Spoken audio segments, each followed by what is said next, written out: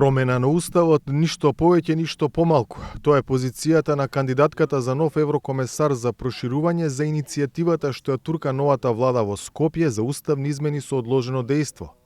Марта Кос, која ако биде потврдена од Европскиот парламент ќе го преземе овој за земјава клучен ресор во новата Европска комисија, денеска се соочи со низа прашања од европратениците за тоа како планира да го води проширувањето, што мисли за некои од земјите кандидатки, но како гледа на можноста за одложување на уставните измени на кои Северна Македонија се обврза летото 2022.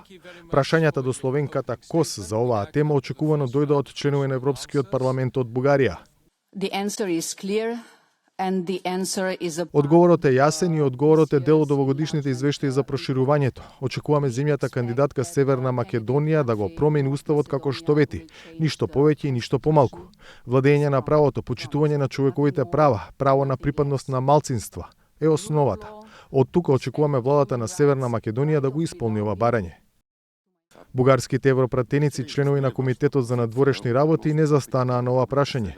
Сакаа да чујат позицијата на Марта Кос за тоа како ќе се решаваат билатералните прашања меѓу земји членки и земји кандидатки, како што е тоа случајот меѓу Софија и Скопје, и дали таа, ако биде потврдена за еврокомесар за проширување, ќе работи на тоа да се почитуваат правата на бугарите во Северна Македонија. Исполнувањето на обврските, господине Стојанов, е многу важно. Кога зборувам за билатерализација на можни спорови меѓу земји членки и земји кандидатки, интересот на земјите членки секако дека доаѓа прв. Она што јас го гледам, а тоа ќе биде моја работа ако бидам потврдена за еврокомесарка, јас и моите колеги ќе направиме се што можеме за да не увезуваме билатерални прашања во процесот на проширување. Штом го имаме процесот на преговори, имаме на располагање повеќе алатки како да им помогнеме на земјите кандидатки, но и на земјите членки да постигнат решение. Нема друг начин.